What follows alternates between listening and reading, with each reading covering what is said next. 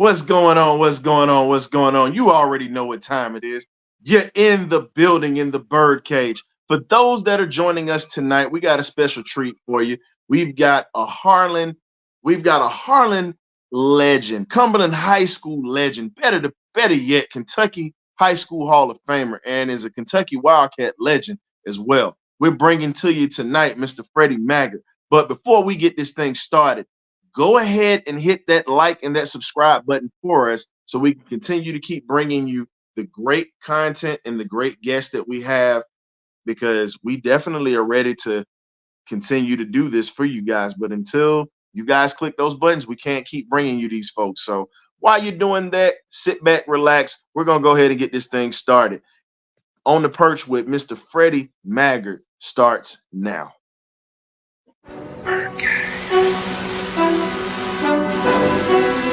Okay, y'all, this is it.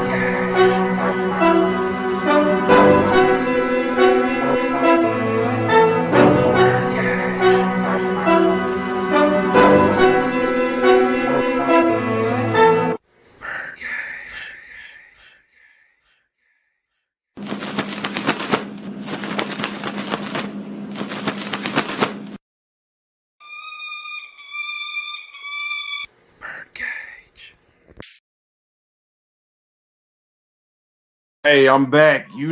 Had to step away, give me a little something to drink, a little water on the side. But without further ado, I got to go ahead and bring in my guest, my crew, and my guest that's coming through, the Magnificent BirdCage Crew. My right hand man, Killian K. Dub Worthy. What's going on, brother? How you doing? How you doing, Birdcage listeners, Birdcage subscribers? Great to be in the building tonight. Like I said, we got a great interview in store for everyone. Just sit back and relax, kick back. If you got it on the big screen, and enjoy. Yes, sir. Now we got to bring in Coach Brant into the building. Coach Brant, what's going on, man? You brought us a special one today. Yeah, good evening. Yep. Good to see everybody. Hope everybody's having a good week. Looking forward to having some good conversation with Freddie. Well, it's always a good week when the Falcons are 2-0, and then these Georgia Bulldogs are still undefeated. We rolling through, baby, like an 18-wheeler, not stopping. Right. But right. I understand. Without further ado, we have to bring in a Kentucky sports legend by the name of Mr. Freddie Maggard, who has got some ties to you. I'm gonna let you break that down, but I'm gonna bring in Mr. Maggard. What's going on, Mr. Maggard? Thank you for coming into the Birdcage on the Perch edition. How are you this evening? Man, that's some kind of introduction. Not just to me, but the video. I mean, I know y'all gonna ask me questions, but I got questions. How did you all three get connected to do this? Facebook. Are you serious? Yeah. We've actually only met each other one time in person. We came together at a Braves game this summer. We did a meet and greet, but we're all Atlanta Falcons fans, and just by chatting, and it's it's funny that I got in there because they were talking. Ryan's already laughing because thanks to you teaching me a lot, what I learned from football and my years of coaching, they were talking about it, and I started breaking down plays for them one night, and they were like, I think he knows what he's talking about. That's No, awesome. wait a minute, wait a minute. Tell him the truth. Tell him the truth. You and I got in a debate. Got in a debate. Yep. So the way it went, Brant, he's right. We were breaking it down. See, Brant, offensive coordinator, as I told Coach Brant, I'm a form of safety and a defensive back. Yep. So I look at offenses a certain way, and he was putting things out there, and I looked at him. I said, I'd have picked you off. And he started laughing. He said, I'd have had your tongue wagging if I'd have been going against. Because he said, you like to be aggressive. So it was good fun because we broke it down. And the first time we generally met him was in another group that we once were in. But like I said, I had a trivia night, and Killian, me and Killian was like, yeah, let's try this. Brand actually won our first trivia. So I sent him a t-shirt, sent him a BirdCage t-shirt or whatnot, because he's a diehard William Andrews fan. So that was how we connected.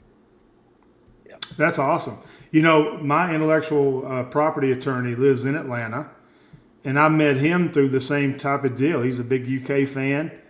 He's actually from close to where I grew up, and we became friends. And now, he's my attorney. If anybody tries to steal my stuff that I write or talk about, he gets after them a little bit. But yeah, that's full circle, man. That's good stuff. I love organic friendships like this. And listen, y'all got something good going on here, man. I'm telling you.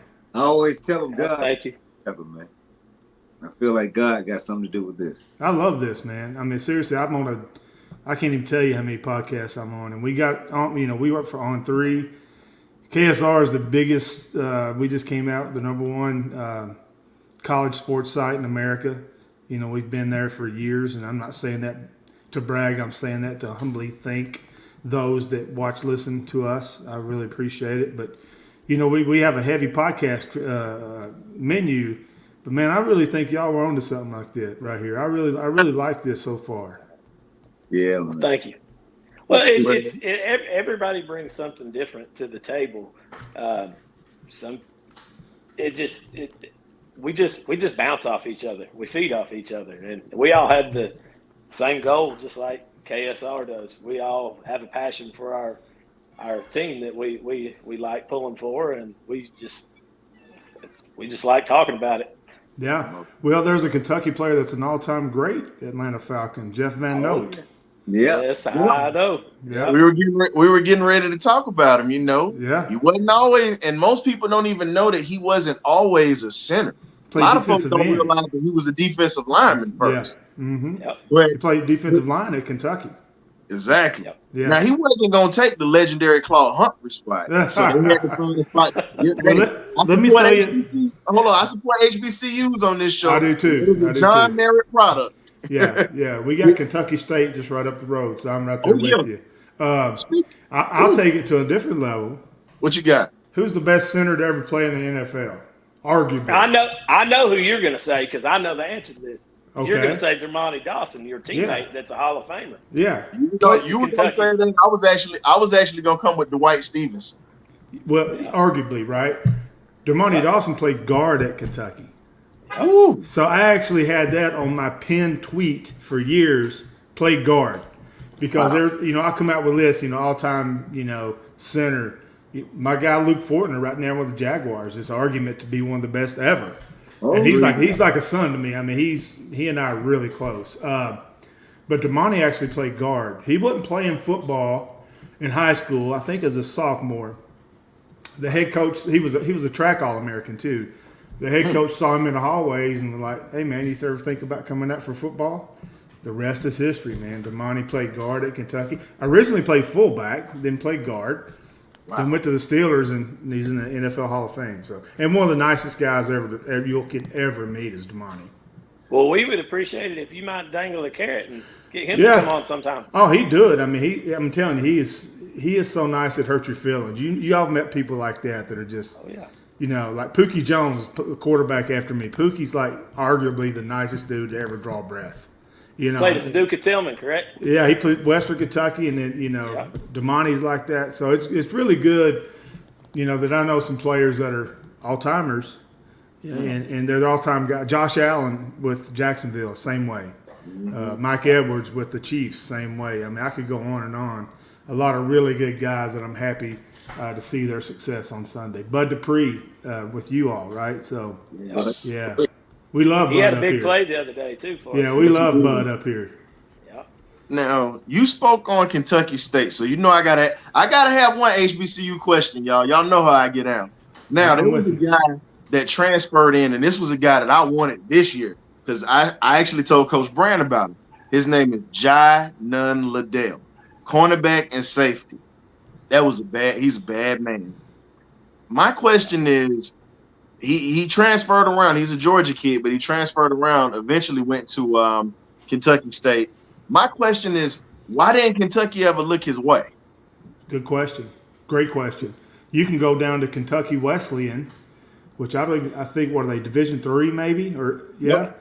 They have a receiver that's played in the NFL for 6 years out of Louisville. So Louisville and Kentucky didn't offer him. So I mean, it's crazy. In today's environment, and one of my things that I do for On3 and KSR is I evaluate high school players from high school to college. I don't really do the recruiting site stuff. I don't follow these kids on Twitter and all that kind of stuff. But when they sign, that's when I get my evaluations in. And during the Mark Stoops era, he's been there 11 years. I can tell you hands down the best prospect that I ever evaluated to sign with Kentucky is Trevin Wallace, linebacker, leading the SEC right now in sacks with 3.5, 28 tackles, about 5 or 6 tackles for loss. He's from Georgia. He's from Jessup, Georgia, and we got him. But when I evaluated him, I saw the burst, I saw the twitch, I saw explosiveness. He was a playmaker. In his last high school game, he rushed for over 400 yards, had 18 tackles, and returned a kick and a punt for a touchdown.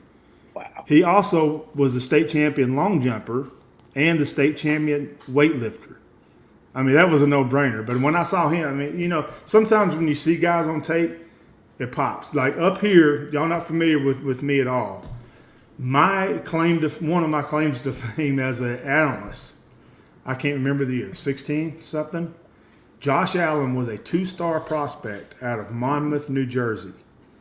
And I used to do the official Kentucky signing day show. Mm-hmm. Josh was the last name we got in, right? On that show, I said, remember this day, this kid will play in the NFL. Josh Allen is the best player in this signing class.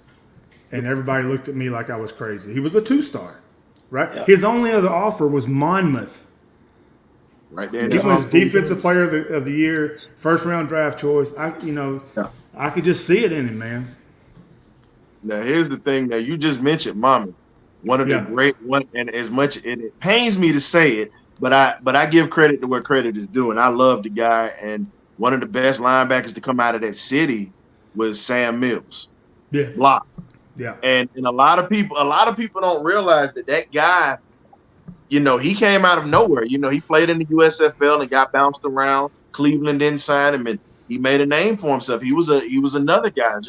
It's something about, and I live here in Philly now, but you hear about these Jersey kids because we knew about Nika Fitzpatrick when he was coming. So you hear about a lot of Jersey kids. Now, they're not 5-stars. They're the ones who slide under the radar and they'll come down to the SEC. It's something about these Jersey kids. Jersey tough. That is real. That is real. Yeah. Kentucky's quarterback's from New Jersey, Devin Leary. And is he ever dealing this year? I mean, if they ever start catching passes, I mean, too many drops, but he's doing really well. Well, Freddie, my dad's a gigantic Kentucky fan. Right. And I told him, I said when Levis went pro and y'all got Leary, I told my dad, I said, I believe y'all got one that's going to light it up next year. I'm on the hook because I was on KSR and I said that Devin Leary's the best quarterback in the Mark Stoops era. So he better be good. No, I'm right there with you. Yeah, I didn't say best pro prospect. I said best college quarterback. Absolutely, yeah. He can spin it, and he's pretty quick on his feet too. Yeah. I think he is good, but I'm a little partial, even though I'm a dog fan. I love me some Randall Cobb. It was just Oh something. That God. dude was just. Yeah. That dude was I'm a still blunt. mad at Phil Fulmer over that Yeah. deal. Yeah. Mad. I thought he'd get going on that. Yeah. That's another man. just one of the nicest dudes that ever was on earth. I mean, he is Yeah. such a good guy, man. I was Love still Randall. I was still coaching in Anderson County at the time when he was going through high school and all Yeah. that, and it just made me sick to my stomach. That Yeah. I mean, he literally was 12 minutes from Mm-hmm. campus. I'm like, how do you Yeah. not sign that kid? Yeah. But, At oh, least he didn't go. At least he didn't go to Alabama. Yeah. So let's go ahead and get this interview kicked off. All the pleasantries is out. We've already taken the gloves off. Let's go ahead and exchange some of your stories, Mr. Maggard. Yeah. Harlan County, Kentucky, Cumberland High School, Kentucky High School Hall of Fame. All-state quarterback. You got a little piece of my heart now. Because you were a defensive back in high school, Yes. so you got a little piece of my heart. So Yes. I got a little bit more respect on that end. Well, good. And you were a great athlete, not just football, but you were also drafted by the Kansas City Royals as well.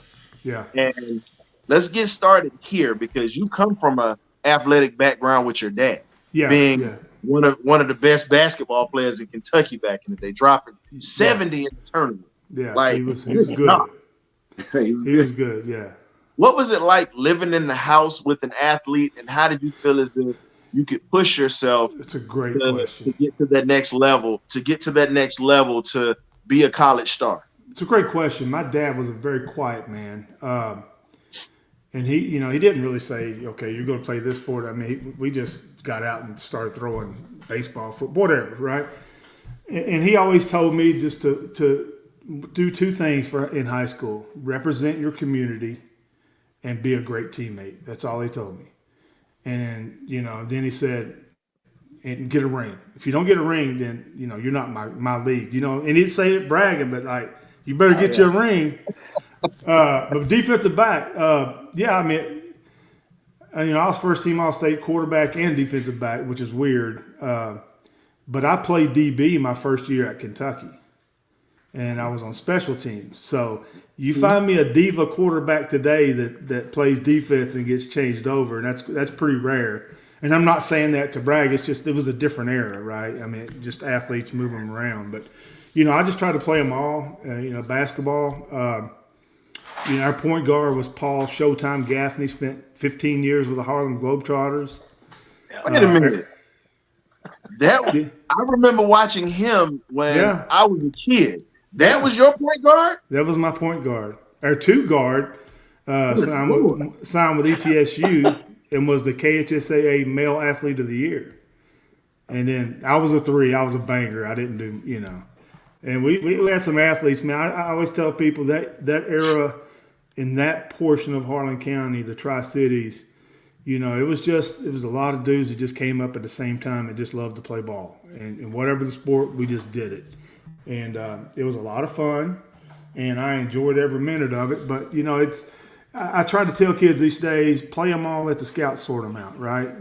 Because I'm not a big fan of the specialization and year-round stuff because, Dr. James Andrews is one of the best known orthopedic surgeons in the world, right? He did a couple of my surgeries, and I follow his work, and he always talks about, hey, don't specialize. You're seeing 12, 13-year-old kids with Tommy John surgery. But getting back to myself, I always knew I wanted to go to Kentucky. I had other offers. Obviously, Kansas City there, that made for an interesting choice. And I had we were in fall camp, and the moment I stepped foot in the class, my draft status went 3 years forward. So up until that first class I had at Kentucky, I was still undecided if I wanted to go play for the Royals or play for Kentucky. I ended up playing for Kentucky. Wow.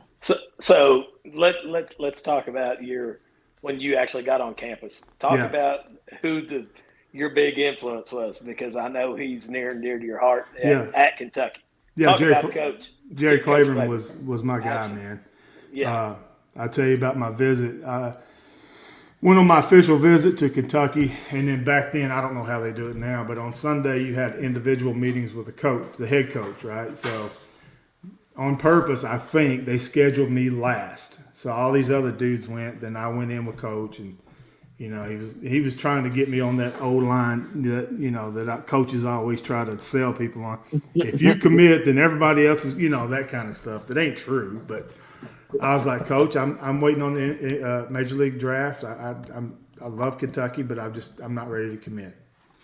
So I went out to the parking lot, got in my 1976 LTD Supreme 4-door that got about 8 miles to the mile per gallon, and then I drove all the way back home. So and this is a good solid 4-hour trip, right? I get about halfway there, I look in my rearview mirror, and I'm like, man, that dude looks familiar. And it was Coach Claiborne. He followed me all the way back home. And by the time, that's before cell phones and emails and texts, right? So I get home, and y'all know this. Mama had the good plates and silverware out, so I knew something was going on, right? Jerry Claiborne comes in, and it lasted about an hour and a half. He said 0 words to me for an hour and a half. He talked to Mama. Talked to Mama about church, about going to class, So at the end of the visit, my mom said, yeah, he's going to Kentucky. So that's how I my mom committed to Kentucky for me. Yeah. And made my decision. But he knew how to do it, man. So wow, so you pulled an Eddie Robinson on you because Eddie Robinson did it all the time. Yeah. It's like the Howard Schnellenberger pipe trick. He'd leave the pipes, right? For the good players, he'd leave a pipe on the couch. Yeah, the good ones. That's right. So yeah, he followed me all the way home, man, and that's how I committed. And that's not an easy drive back. No, that's a tough drive, man. I mean, that's a tough drive. If you've never been to Harlan, Kentucky, it's you got to try to get to Harlan County, right? Yeah, I mean, you can't just don't pass through there. Yeah. Okay, Doug, what you got? Well, in your long journey in the sports, you play so many different sports. I just want to say, what would you think your biggest regret, or what which you could have back, or something like that, and for our listeners and subscribers out there? Man, that's a great question. The major league stuff always comes back to for me thinking about it, right? So when I signed with Kentucky, Coach Claiborne said, okay, when you earn my starting quarterback job, you can play baseball.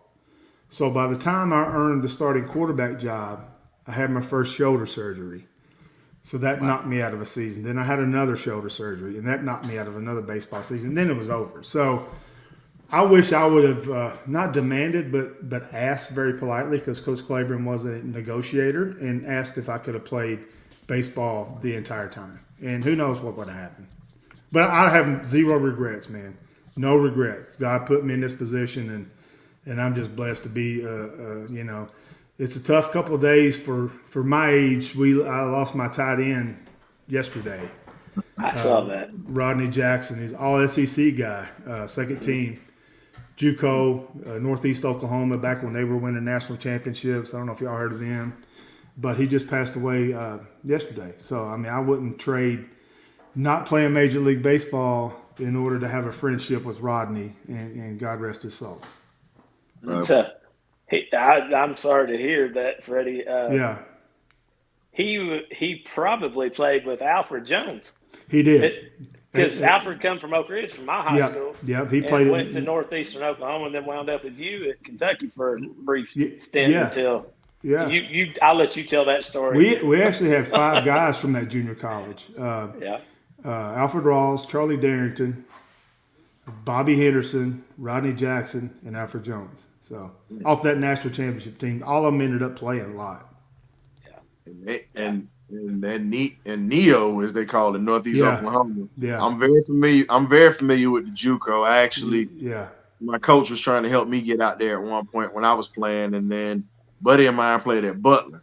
So I'm kind of familiar with those areas, but they produce a lot of good ball players. Basketball too, because then Rodman went to Neo back in the day, right? Yeah, I mean, they've produced a lot of players. I mean, I lived down on the Gulf Coast a little bit, and I used to love going to the Mississippi JUCO games.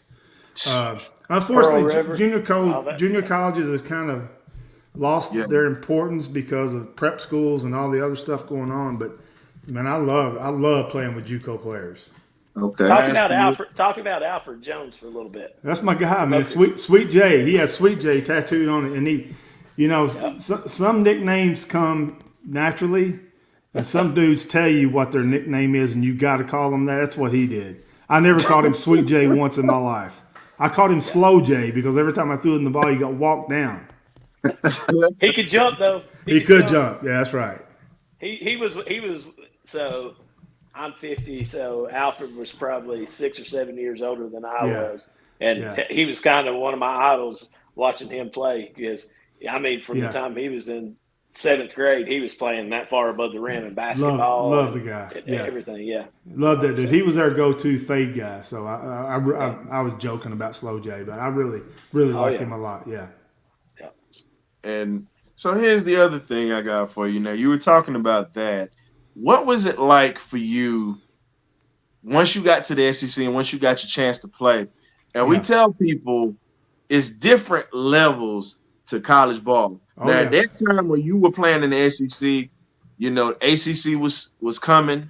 Yeah. You had HBCUs was starting to kind of fizzle out like the JUCOs are doing, because you during Yeah. your time growing up, you knew about the Yeah. Grambling and the Southerns. Mm-hmm. SEC ball was starting to get to another level where it was starting to become more competitive all the way Yes. 100%. around. What was it like playing during the bloodbath era, as I call it, because I was a child watching, It and was. you had killers. That's a great description because every defense played a 5-2 variation. And the most except important, you all. yeah, except us, we played the wide tackle Wide 6. tackle 6. But every team's most important player wasn't the quarterback; it was a running back or running backs. And I played, I think, the best fullback to ever play at Kentucky, Andy Murray out of Trinity, about 6'3", 250. He ran about legit 4.5, had a 40-inch vertical, just a freak. He led the SEC in knockdown blocks, but he had to because that's the system we ran, right? So it was a bloodbath. I mean, it was a defense first, just, head first. I mean, it was just physical. Now, I'll tell you this, and I've said this before. My junior year, I saw the SEC, evolve, had the biggest evolution in the history of the conference in 1990. And that was caused by Steve Spurrier. Yep. Not only the offense, right? Due to Spurrier torching folks, the defenses across the league went from that odd look to a 4-3. Everybody in the league within a year ran a 4-3 because of Florida. Steve Spurrier changed the SEC more than anything. I mean, well, you could say Nick Saban, obviously. But as far as how the game is played, that's Steve Spurrier. Now, Nick Saban did it through recruiting and developing and all that's like Kirby Smart is right now, right? But as far as changing how the game is played, the stylistic evolution, Steve Spurrier had more impact on the SEC in my lifetime. Now, I can't go back to the Wing T days, but in my life, and I saw it with my own 2 eyes. All right, so you came in under Claiborne. Everybody Yeah. know what the style that you played, but talk about the coaching change when it Yeah, went over. And it was tough. Then you played. Tommy Bowden was your offensive Loved him. coordinator, and Yeah. I love Coach Bowden. You know, Yeah. you and I had that conversation Yes. before, and playing under Bill Curry. Talk about those changes. Man, it was different for me because, I was Claiborne's guy. I don't know if it's where I'm from. I come, from a very tough area of coal miners, and just a incredible, diverse community. The newspaper was printed in 4 languages up until like 1960. I mean, it was beautiful where I grew up. But it was tough, man. It was like a Youngstown or a Gary, Indiana, but a smaller version. U.S. Steel owned the whole place, right, for the coal mines. But I was Claiborne's guy, and I felt loyal to him because I was his starter. And when Bill Curry came in, it was a little different for me. Everything was different. And that's the first time I considered, man, I made a mistake. I'm just going to leave and play baseball somewhere, or I'm going to, it just wasn't, it was just different, man. It's not what I signed up for, right? And then Tommy Bowden came along, who was the head coach at Clemson and Tulane, Bobby Bowden's son. And we had a quick session on the grease board, and I was like, okay, this is a little different. He first taught me about, you remember this, the triangulation of of pass tree, right? The They've triangulation. heard me. They've Yeah. heard me. I've spoken. Yeah, the Bowden Freddie's system was been- about triangle, right? Everything That's was a where I triangle. learned it. That's Yeah. where I learned all my stuff was from Yeah. Freddie. Yeah, and that everything came on the from field. them. Yeah. Yeah. Passing through your I can't remember the name. Your reads, right? Yeah. Everything with the Bowdens was a triangle. So if you imagine a triangle, you go 1, 2, 3 to grandma in the stands. So if 1's not there, you automatically go to 2. 2's not there, go to 3. They're not there, throw it in the stands. And football for me came so much easier with Tommy Bowden because, I mean, he schemed up completions. The progressions were so easy. To come out in cover 2, okay, now we're going to play mini field. He called it mini field. We're going to play between the hashes. You try to play us cover 2, we're going to own between the hashes. And then a whole package would come in called mini field. So, he had that Bowden name from his dad, and then, I got to play under him. I was like, man, this is a different game. And You got to get it. You got into all the smash and the high routes. smash and, bench and all that. Yeah. Oh, yeah. Yeah. Cadillac route. Big. Yeah, but he was great, man. A corner and a big. Yeah. Yeah. So I still remember my junior year with Curry, I started 2 going on 3 years. So we were playing at North Carolina, and I don't know if y'all ever been to Chapel Hill. It's absolutely gorgeous. Mm-hmm. The city, right? Because I don't know, the zoning, the signs can't be above the trees. I mean, it's a really green, beautiful, and their colors powder blue, right? So we're running a bootleg. I can't remember. This is like 6, 7 game in the season. Running a bootleg to the left. The number 1 rule for a quarterback, bootleg, and opposite of it is throwing or never pull up, go through the play. So I saw a dude running wide open, and what do? I pulled up, right? And the North Carolina defender hit me under my arm, separated my shoulder. Then his helmet glanced up and hit me in the jaw and knocked me out. Cold. So I'm laying there on the field, and the trainers, are coming out. You know how they do it. I mean, y'all play the game. And I'm looking up at the powder blue, and I'm looking up in the stands, and I see the guys. I said, the athletic trainer said, "My dad, is this heaven?" And I was laying on the field in Chapel Hill. So total separated shoulder. I was done, right? So I missed Ole Miss game, Mississippi State game. So then we're playing your boys. Them dogs. That's right. Yes, sir. So my backup, Brad Smith from Lakeland, a very good high school in Florida, right? He was doing good. And I came out. I didn't have hip pad. I didn't have butt pad. Didn't even bring my helmet on the field. I mean, I hadn't practiced in 2 weeks. I had a separated shoulder.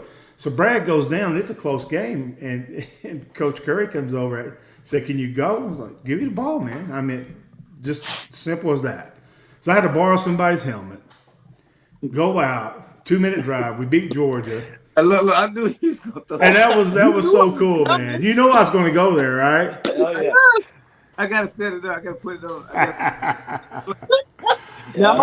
You just mentioned Lakeland, Florida. Yeah. So for those who don't know about Lakeland, Florida, that is That's a hotbed for football players. Yeah. We got the fastest kid in Kentucky, and here's the thing: Kentucky gonna find out about him, Mr. Arian Smith, Lakeland Dreadnought. You look at Chris Rainey. Look at Chris Rainey, who played at the University of Florida, another Lakeland Dreadnought.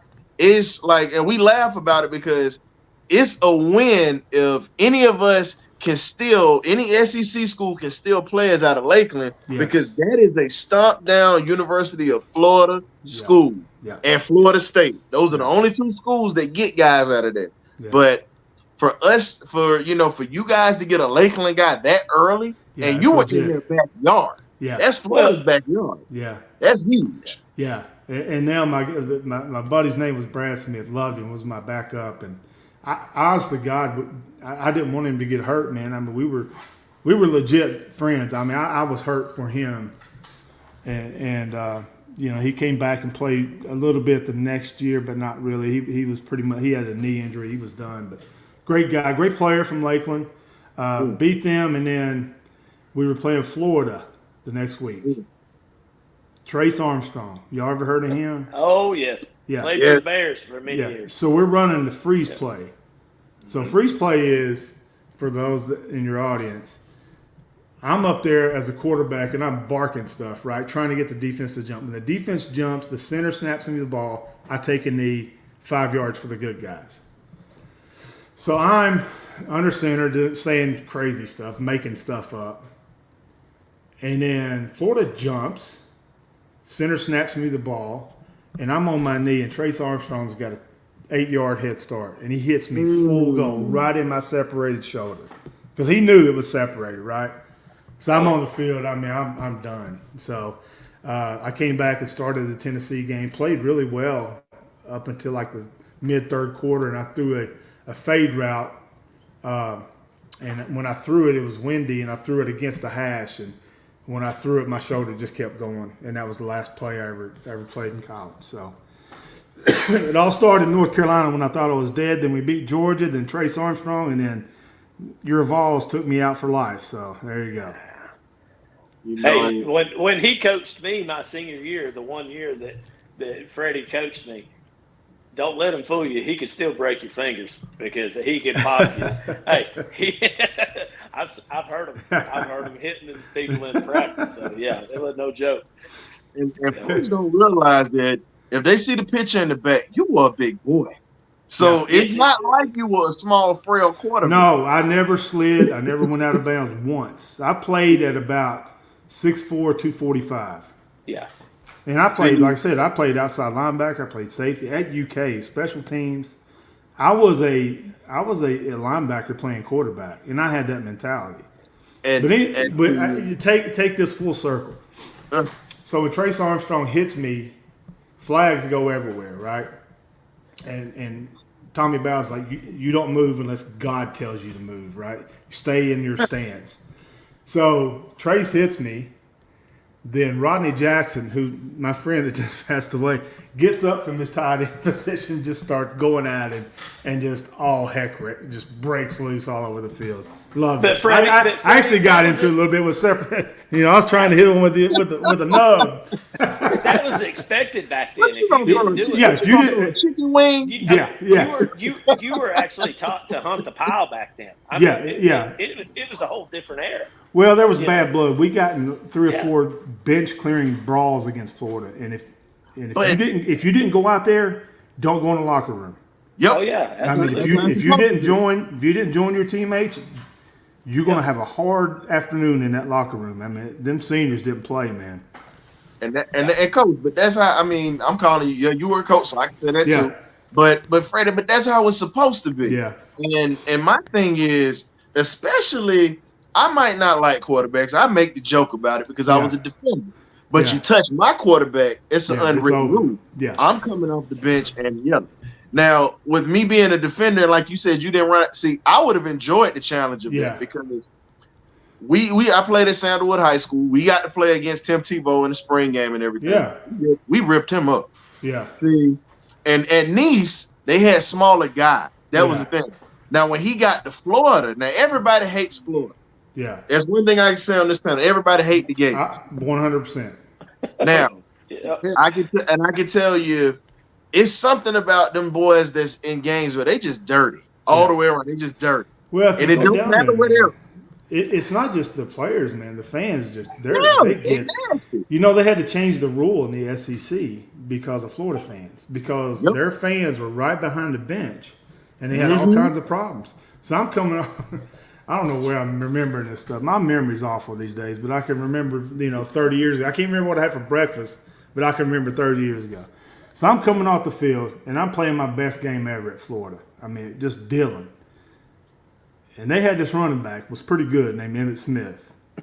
Yeah. He ain't better than Walton, but we can keep talking. Yeah. I still say Tim Worley's the best running back I ever saw in college. Georgia. So I'm coming off the field, and the Florida fans are right there behind the bench, and they're chanting Jethro. And I'm like, so I come off, and I start laughing. I'm like, because they would bust on different people throughout the game. I'm like, who are they getting on? They were like, you idiot. They were calling me Jethro. And I was like, okay, good job. It's all in y'all fun. Were the last team to beat, and y'all were actually the last team to beat Florida for about 30 years. Yeah, and So you were a part of that team. yeah, it was a long streak. Now Kentucky's won what 3 or 5. Yeah. I think 3 or 5. And the way that y'all convincingly handed them their draws last year, I think it's Yeah. gonna happen again this year. Yeah, I don't love that game being at noon. I don't know if y'all have ever heard of this thing called bourbon. They make it right here about 5 miles up my road. Here's where they make Jim Beam is made right there. Okay. So you get Kentucky folks a night game, and they get a little bit rowdy in a good way. I mean, not in a bad way. But We they as get loud, Georgia fans, man. we saw that last year. Yeah, We saw that last year. Well, that turned out to be a fist fight. I mean, Kentucky going back. When I played, and I know none of your listeners or viewers know me or that era, but we played the wide tackle 6, and Kentucky was year in year out top 2-3 defense in the SEC, and they would smack you. Mm-hmm. And talking about different eras, I never wore a red jersey when Jerry Clayton was there. I was Oliver Barnett, who was a Atlanta Falcon, right? I was actually getting ready to. Ollie's my tell guy. the story. Ollie's a gentle giant, man. Gentle giant, right? Does You he gotta still know. have the squat record up there? Did Oh somebody finally God, break it was 780, something like that. Dang. But think Yeah, about he was- Ollie, sweetest man in the world, but he was the Golden Gloves champ in Louisville. So I mean, he could, if he had to. Hometown of Muhammad Ali, ladies and gentlemen, by the way. Yeah, but he was all American. He was all everything. But my sophomore year, his senior year, we would go live against them even during the season, right, on Tuesdays, Wednesdays. Yeah. And he always called me cousin because I'm related to a bunch of Barnetts, as they're called in Eastern Kentucky, and he's Barnett out of Louisville. But we always called each other. That was what we called each other. And for our first scrimmage in camp, he said, "Cousin, I got a deal for you this year. You make me chase you, I'm going to kill you. You go down, I won't hurt you." I was like, "You got it?" He said, "I touch you, go down. But if I have to chase you, I'm going to hurt you." And I was like, "Yes, sir, Ollie." Great guy, man. Yeah, that was good. That's a great statement right there. Yeah, great guy, man. Loved Ollie. Love him. You played with Marty Moore? Yeah, Marty was Mr. Irrelevant, won a Super Bowl with the Patriots. Wow. Yeah, and then Damani, obviously, everybody knows him. But yeah, I played, I counted the other day, 7 running backs that got drafted. We had some running backs too. Mark Higgs, Ivy Joe Hunter. Logan? Mark Logan, Andy Murray, the fullback I was telling you about. I mean, we had some dudes. Al Baker. We had some dudes that Al could run. Baker. He was a Georgia boy, wasn't he? No, Al Rawls was. Alfred Rawls was Georgia. Yeah. Rawls, okay. Y'all remember Baker Alfred Rawls coming out of Georgia? He was number 23 for y'all, Yeah, it's wasn't from he? Pitts, Georgia. I don't know if you remember. Anyway, he signed with Georgia, and then something went haywire. Then he went to NEO, but he was deemed the next Herschel, right? Because he rushed for 2,000 or 3,000 yards in high school, and he was so fast.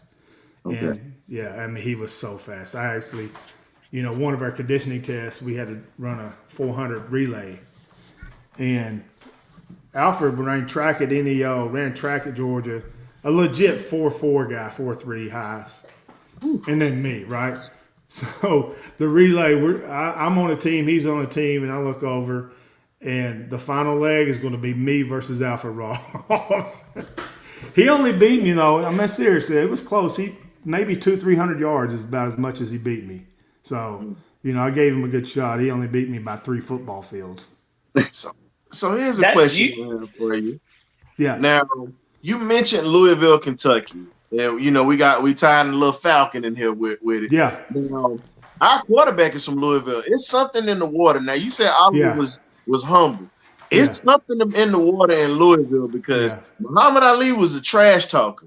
Yeah. Desmond Ritter is just as bad. A lot of people see him as humble, but he checked the reporters this week. If you got to see the interview where he said, "Hey, we're not giving up until the end, to the clock."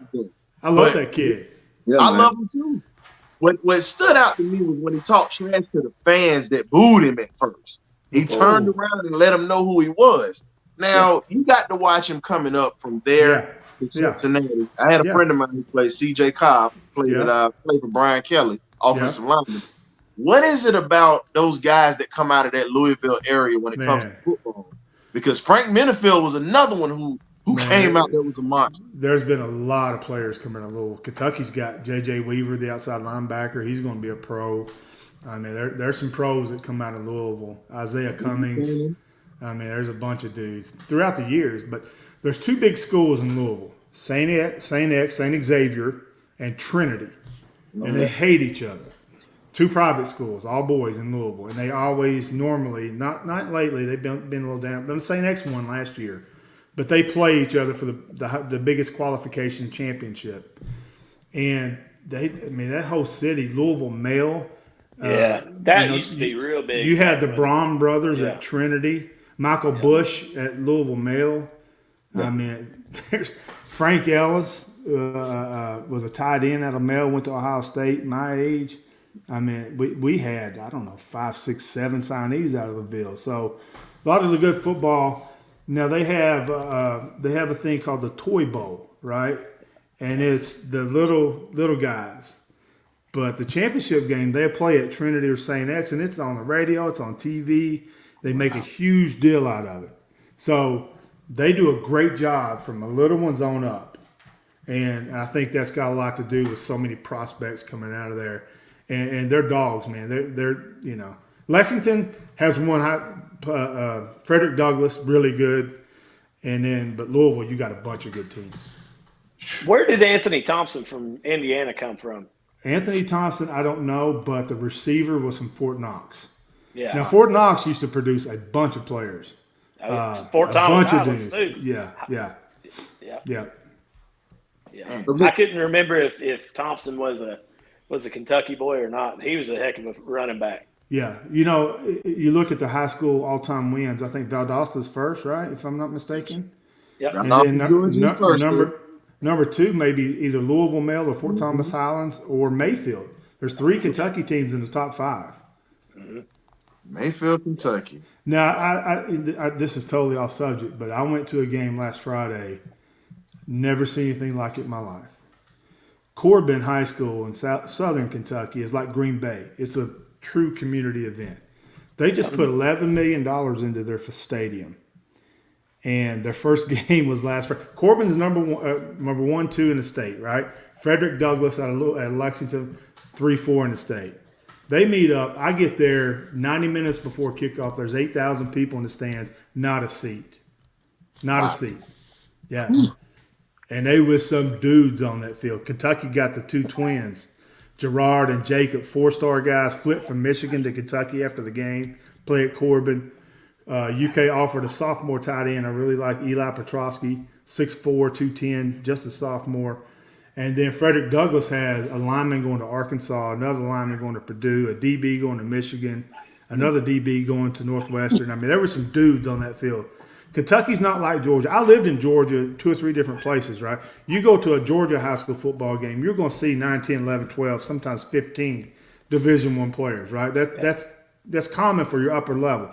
Kentucky's not like that. We may produce here 12 good FBS players a year. Now, they're good. The good ones are really good. But that's uncommon for Kentucky to have that atmosphere and that level of player on the field. Okay. Hey, I've been keeping up with Mark Barrett. You remember Mark? Yeah. They played at Cumberland. He was an All-American linebacker I played with. And he's got a son that's a freshman quarterback that's looking really good so far. Have you seen anything out of him? No, not yet. I'll check him out. Look him up. I mean, he's doing pretty well. Yeah. And it's just funny because Mark was like the most intense person, wanted to tear your head off every time he got on the field, and then watch his son's a quarterback. Total difference. Yeah, 100%. But the Smith twins, Jared and Jacob, high 4-star kids from Corbin, and they were committed to Michigan for a long time. And then UK flipped them after the game Friday.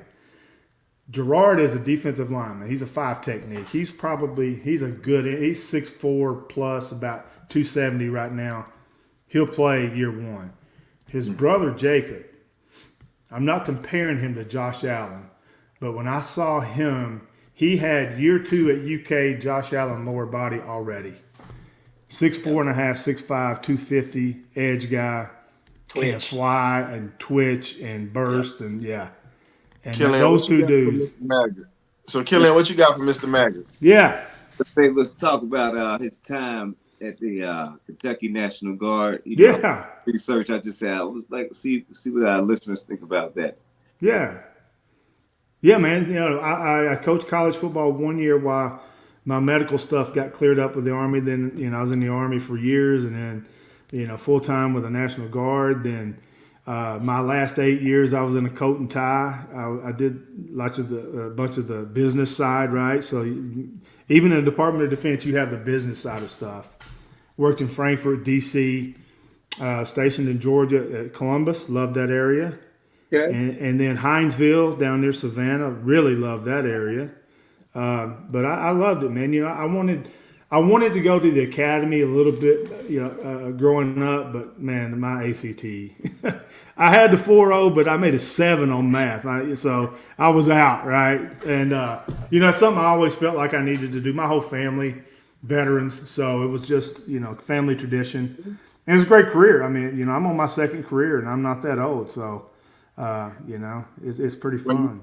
Well, you're talking to two veterans right here on this camera, United States Coast Guard and United States Navy that just asked. Oh, really? Awesome. Yeah, that's water boys. That's great. You're smart. The two smart ones on this. You wasn't an infantry guy like me sleeping out in the cold, Well, you wet. know what? But here's the thing, though. Everybody thinks that whatnot. I'm a salt dog. I was outside in the elements, chasing hurricanes, migrating into there. A lot of different things I ain't gonna get into. But Man. yeah, I wasn't. Hold on.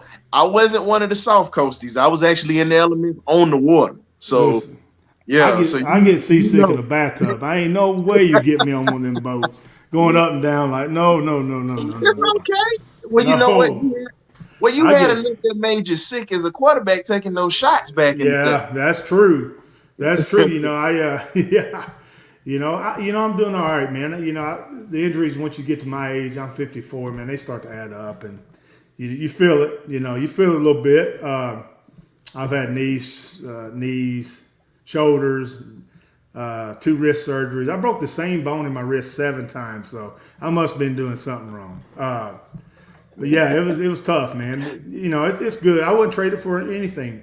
I wouldn't trade it because of the brotherhood I got with my teammates. Yeah, like Rodney passed away. We hadn't seen Rodney forever. He lived in Arkansas. We got word he passed away. Within 5 minutes, I had 15 dudes collect money to find a Kentucky blue and white wreath for his mother. You find Kentucky blue flowers in Texas, then you've done something. We had to get them shipped in from I don't know where. Cost us a lot and then I take the term captain very seriously, even all these years later. And, unfortunately, we've lost 7 guys in the last 4 years, so it's been tough. I've given a lot of eulogies, but I wanted to make sure that Rodney's mother had something of him playing at UK. So UK was great. Coach Stoops is so great to the former players. They sent us a picture. We got it framed, and we just overnighted it to his mother for the visitation. We just wanted to show our respects. But, that bond, that brotherhood, you got it in the Coast Guard, the Navy, and in Cumberland. You can't beat it. I don't think you can really – I can't describe the bond I have with my teammates, right? Yep. I'm still tight with a lot of my semi-pro teammates and my high school teammates still to this day. Yeah, me too. So I definitely understand when you talk about that bond because I'm still tight with some of my buddies from the Coast Guard. Yeah. Like Philly's got some guys from the Navy. Yeah. But what I'd like to do for you because you're donating a little bit – you donated your time with us, and I know you got to get onto a Zoom call.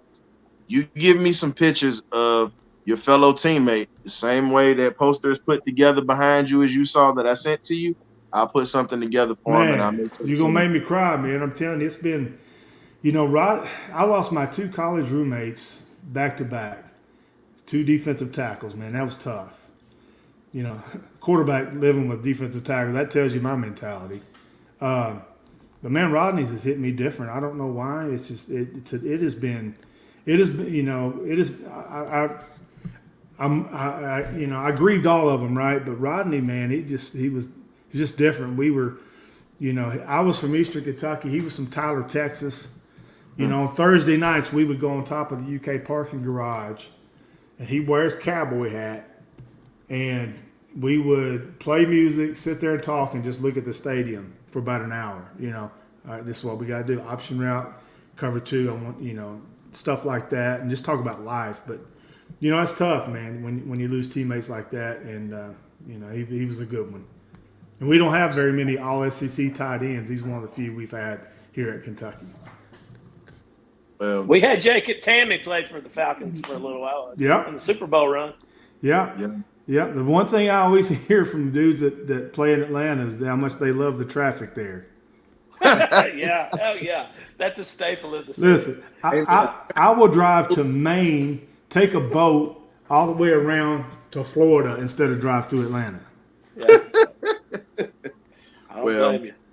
And Nashville's getting up there too now. Oh, yeah. It's rough. I saw that when I went this year in January for my birthday. This year that just passed. Good Lord. Yeah. I felt like I was I'm like, am I in Atlanta or am I still in Tennessee? Yeah, they have media days there this year. And, man, I'd love to see you guys at media days. Y'all would do great there. Oh, man, we'll kill it. I'm telling you. What do we got to do to get credentials? Just email. You're qualified because you have a legitimate website or a podcast. And just email the SEC office and do it early. We had like 8 or 9 credentialed there, but Radio Row was a lot of fun. I mean, players come up, coaches, you just grab them and go. But I get a lot of material from media days, and next year it's in Dallas, so that's going to be a little because of A&M in Texas. That's going to be a little bit more spaced out. Yeah, but it's going to be right when the Major League All-Star games at the Rangers. So, wow. Right. Yeah, so it's going to be fun if y'all can get out there. That'll be highly suggested. I mean, you get good material, but what I do there is network. Like like Cole Kubelik on ESPN, right? He's a good friend of mine. I'll call Cole. Hey, I need a quote on whatever. Hey, Cole, I need you on my podcast tonight because we're going to talk offensive line. And then make sure you tell Cole Kubelik this. Now, I'm saying this because, see, Brandon Adams from Dog Nation didn't say this. I'll say it. Cole Kubelik screwed us 2 years in a row by picking Michigan's offensive line over Georgia's that won those 2 national championships. So you can tell him I said, I will. You might want to check his Arbor credentials or whatnot. I will. Might be a little slow. I will. I tell you. I voted a lot of Georgia dudes first team All SEC. Van Pran, the center, was one of them. I love that kid right there. Good player. He's gonna make a lot of money wherever he goes in the NFL. Great interview too. Great interview. I mean, super kid. Yeah. But seriously, make sure you get those pictures to me. I will. I'll do that today. I'll have that for you. I'll make sure. Okay. I send it out to you because, like I said, we do pictures for posters for folks that come on to this show just to say thank you. That's and good. Just to highlight your careers. I talk to y'all, not young media folks, but like I have a lot of interns that come up and stuff like that. And I always tell them one thing: if you're going to make it in this business or racket, whichever one you want to call it, you have to be 2 things. You have to be rare and unique. If you're not, you're just going to be one of the crowd, right? So you have to make yourself stand out somehow. That's a great way with the posters. Like for me, I'm a little bit rare where there's a billion talking heads out there, former players, but not very many writers. I'm more, my job is to write. I mean, I talk, but most of my work is written, and that's my favorite work. I love to write. So that's how I kind of made my little unique path is, I do podcasts, I do the pregame shows, I do the radio, TV, whatever. But I also produce 6-7 articles a week, and that's my favorite thing to do. So how would I be able to get into the door? Because I just got my degree in political science, international relations, which falls into political journalism. So I'm used to writing. So I'm kind of trying to get my foot into the door with that and put this out here because we have so many people that bring a unique flair to the show. Yeah. I want to start getting this out here where we can actually put it in there because I'm even considering college ball pretty soon. Do you all write, or is this just a strict podcast? Or do you have a website? We're working on the website right now. Okay. We just pretty much right now we actually just do interviews on Wednesdays during Falcons football season, but during the off season we try to do our interviews on Thursday. Yeah. So we have a lot of content, and you can go to I'm gonna send you the link to the send it to me. I'll send it out. YouTube. Yeah. Get the check. I always tell up and coming riders, man, get your stuff out, publish. I don't care if you're covering a high school game. Publish, because I mean, I probably got 2,000 or 3,000 things published. I don't know, but the more you get published, the more when there's a job comes open. Here's my resume. You can just go to www and click, and they can read your stuff. So get published is always what I tell my guys and gals. And we got some awesome interns. I had a intern from she goes to South Carolina. Her family lives here. She was crushing it. Found Piper. She covers our Western Kentucky football. We got Daniel, Brady. We got these kids coming through journalism school, I work with Kroger, right? And we have the Kroger KSR game of the week. Every Friday we go somewhere where the big game is. Last week we was at that game I talked about. This week we're going to see the number 1 team in Kentucky, Bull County, play Lexington Catholic. And I always take an intern, and I don't do anything but I write, okay, here's who we're playing. This is the stats. They're good. Boom. And then I coordinate with the AD. I coordinate with everybody to get our folks in the stadium, video or riders. Then I'll let the interns write. That's your job. That you got this. You paint the picture, trying to help them get published. Now I'll promote it, but I want them to get published.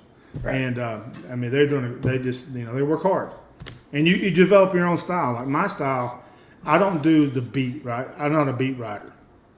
I don't talk about Jack Smith has a broken arm, whatever.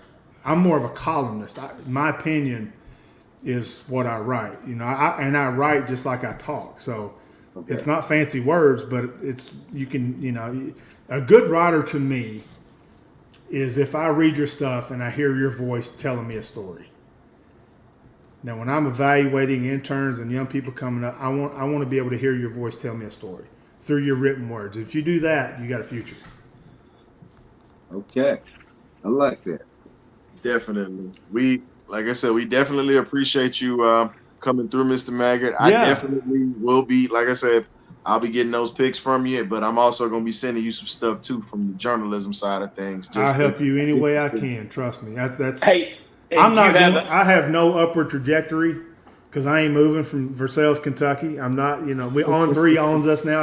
I ain't moving to Nashville. I ain't covering a Tuesday night MAC game. I'm maxed out, man. I'll take the job in Nashville. Yeah. I just got to get. Hold on. I got to get permission though. Yeah. Well, hey, that's important. But that's why I promote all these up and coming. We got two guys that cover the beat in football, do a great job, and I kind of stepped aside and said, okay, I'm gonna do the columnist stuff, and you guys be the face of football, and I'll just provide some commentary, right? But my thing is, because I've already had my career, right, and I'm not going any higher, is try to advance young journalists, video, written, YouTubers, whatever. And I meet, honest to goodness, for 3 or 4 months saying, how can I get started? One of them, you'll appreciate this, one of them, we went out to lunch, I don't know, 2 or 3 years ago. He's now full-time PFF. Because he asked me the same question. I said, man, okay, find you an internship and just get published. And you just keep getting published. And then he did that, part-time PFF. Now he's full-time. So, I mean, it's just getting out there, man. But I'll help you any way I can. Well, you have an open invitation anytime. Thanks, guys. I appreciate it. This was a lot of fun. Anytime, seriously, reach out. Yeah, I'm going to get yelled at by On3 here in about 5 minutes, so it don't matter. Handle your business. We don't want you to get in trouble. We want you to keep the job and keep everything going. We definitely appreciate you for coming. Yeah, thank you. Y'all got something good cooking, man. Keep it going. Seriously, y'all got something good. I'd love to see you at SEC Media Days. I think you do really good there. Tell Chris Doring I'm coming for his job. But listen, I hope you take his job. Let him know I'm coming for his job first. Yeah. And then the next thing I like to do, I'm going after Feinbaum, and I want a seat at the table sitting in front of Stephen A. Smith one day. There's nothing that I would like more than that. You get me on that. I definitely will have you as, hey man, this is my mentor right here, and everybody that's in this BirdCage group, we literally pretty much got on. That's how I look at it. I tell you how Feinbaum gets some of his guests towards the end of media days. Everybody leaves, and he's just out there. There's producer just who's left. Okay, you come on, So it's untelling how that works out. But I was sitting literally 3 yards from where him and Saban got in an argument a few years ago. That was so much fun, man. So much fun. And then here's what I mean. I break down my job at media days. I write 14. How many of the teams are in the SEC now? Previews. And I write. This is strengths, weaknesses. This is how I see this team, and that takes me a good month to do. Right. So I get all that done beforehand. I wrote a 2,200 word article on the Hoover lamp. When this thing was in Hoover, it was in Hoover for years, the media day. Anyway, there was a lamp on the walkway with an extension cord. So I had an ongoing scoreboard of how many media people tripped over that lamp, and my title was the Hoover lamp wins every time. We counted like 20 people that fell right from. It's not funny, but it was funny, man. So get different. Mike Griffin also tell him us dog fans don't appreciate some of the shots he takes either. We like him somewhat, but I know he keeps it real or whatever. But you got to tell him, hey man, you covering dogs now. I got you, guys. I got to run. Thank you all very much. Good seeing you, Freddie. Take care. All right, see you. See you. So thank you to Mr. Freddie Maggard for coming through. How did y'all enjoy that, fellas? It was a good time. It was a good time. I love listening to Freddie. That felt like we was at a barbecue, just sitting around, just cooling and just shooting the breeze. I loved playing for him. He coached me my senior year. He was my direct position coach, and he changed everything that as far as like what he was talking about, what Coach Bowden did for him. That influenced me for the years that I coached. And I brought that on and took my spin off of what he taught me. And he was the first coach that I had because we're showing our age, Freddie and I are, but he's 4 years older than I, but it was, you did this. And he was the first one that taught me that it's a mind game and you can outsmart people and you can make all the adjustments. And he's the one that opened the door to that. And, because when I went to the Bowden Academy before when I was in high school, and that's how I got to know Tommy Bowden and Bobby and those guys, that's where it all came from, and it's funny how it came full circle that I wound up playing for him. And I used his stuff when I coached, and I really appreciated it. No, we appreciate you for allowing us to be able to tap into somebody that was very important to your development and matriculation as a young man into being Coach Brandt that we have right now on the show. We definitely appreciate it. Freddie was always rock solid and good to me. I have nothing bad to say about him. Yeah. Fine gentleman. He told me a little bit about the story about Oliver Barnett, about, him breaking that record, but, he broke the record. I wasn't going to say it on TV or on live air. No, we not. No, he just said he broke the record, but we know a little bit more that happened with that too. But I'm for people to figure out. But tomorrow we're going to have a jam-packed show talking about what's going on with the Detroit Lions. What can we do to stop these guys? What is the offense going to do to matriculate them? What's going to happen when we put Ritter out here that has gained confidence after what happened Sunday? What is he going to be like on the road? Because we got to see his first 2 games on the road. He went in 2 hostile environments and literally had to get comfortable because, we just threw him out to the wolves. But he settled in, made a couple of plays that was decent. But now that he's got a little bit more tread on the tire, let's see how he adjusts. Do you think they're going to take the training wheels off? He's got another calming piece that's coming back this week too. And we got number 84. I'm going to be honest with you. I wouldn't put him out there yet. I get it. But my thing is I'd rather Cordell be 100% healthy opposed to us putting him out there at 80, 85%. No, let him get 100% healthy because guess what? when he comes in, maybe for game 4 or 5, he'll have fresh legs where everybody else is still a little beat up. You know what I mean? Oh yeah. And we can, like we said, we finally taken the load off of CP, and we can actually have him in a situation to where Right. he can actually be. How can I put it, Coach? CP would actually be in a situation where he would benefit us later on in the season because he's fresh. Oh yeah. Absolutely. Be ready to help us out. It'd be great to get Okuda back too in this matchup. So That's what I was going to ask you before we got off here. Do you think Okuda plays? I mean, I'm hoping he will. I thought he was going to play last game, but I'm really crossing my fingers and hoping he plays this week so I can see what he looks like in his defense. I think he will.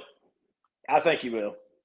Do you think they're going to play him because he's playing against his old team? He knows the coverages. He knows what he went up against with the offense as well, where he can actually help our room out in Atlanta? Well, he was listed as #1 in training camp.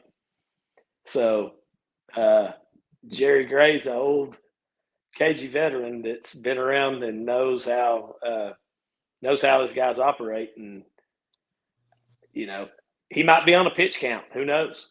Just as long as he doesn't look like Jerry Gray did in that NFC Championship game when he played for the Rams, and Tom Rathman put that shoulder in his chest and folded him like a cheap chef. Tom Rathman did that to a lot of folks, so that was a bad dude. I can't lie to you. He did that to our Falcons many a days. Oh, I know. Yeah. That hurts to think about, but I'm just being honest, man. But I think Jerry Gray was a hell of a defensive back. We were just clowning with that one, but we definitely appreciate everyone for coming on to this special interview with Mr. Freddie Maggard. We got some more things coming in the future. Got some more interviews going to be coming up. Just stay tuned for that. I want to thank the Magnificent BirdCage Crew that slid in tonight. Coach Brant, K-Dub, and all my other affiliates and associates and family who stood into the chat. My other Magnificent BirdCage family, as well as our extended family as Falcon fans. Thank y'all for supporting what we do. We appreciate it. Thank you all. I appreciate you having us on. Most definitely. What were you going to say, K-Dub?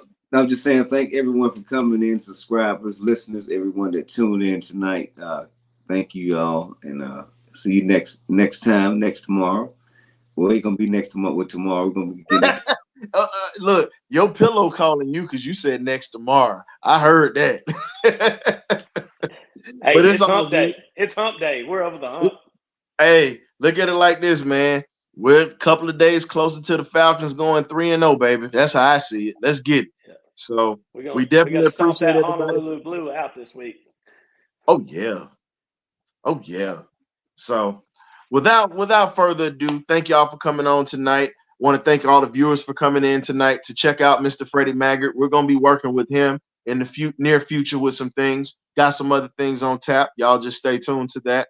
So for myself, the historian, my guy K-Dub, Coach Brant, the Magnificent BirdCage Crew that's behind the scenes that everybody doesn't see, Scoop, Bree, Meltdown, Coach Cam, the gray one, better known as Gray Beard, Mr. Glenn Smalls. And I got Run It Back Turbo. Check out Turbo's Lifeline on Sunday, too, when he shows the games. Please, please, please.